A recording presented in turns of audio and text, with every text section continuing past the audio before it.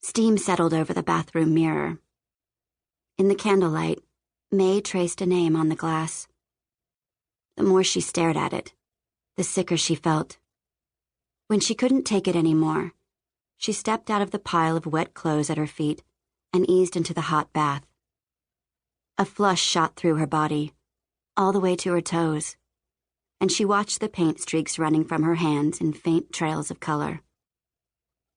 May thought of her sister and shut her eyes, trying to block out everything else. Small waves sloshed against the cracked sides of the tub, and she turned on the faucet so it was dripping, making ripples. There was a slight lift underneath her, that feeling of being raised by the water.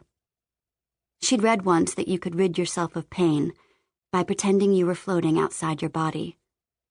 Or you could breathe into it, make yourself feel the edges of the pain, try to find the end of it. Inhale, exhale, inhale. May dunked her head and held herself down, needing to know what her sister had felt. She opened her eyes under the water and looked at the dark ceiling, at her hair floating out in wavy strands. Then over at the foggy mirror, the melting white candles by the sink, the rusting tub. That waterline above her, the surface so close with the promise of air. Her lungs were burning, but she forced herself to stay under, staring at the line of water like a horizon, her chest hot and tight. Ro was found on the shore, the tide at her legs. Her head bloody, with no other sign of struggle. Ro dead, and everyone blaming Cade Shaw. When her lungs were about to burst, May finally shot up for air, gulping it in.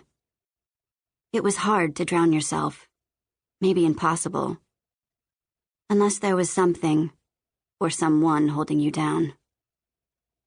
She took in deep breaths as water coursed over her eyes. It was like being outside earlier that day, when she'd tried to capture the rainstorm on canvas.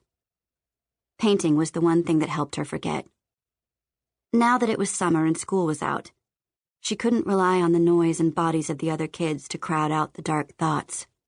So she painted instead, kept her hands moving. If she had more friends, it might help. But she didn't want to answer questions about Ro, or go to parties with Elle and drink until she forgot.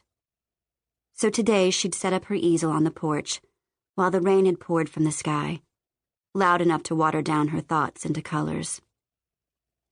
The other way to get rid of pain was to shove it behind a door in your mind and hope it didn't leak out.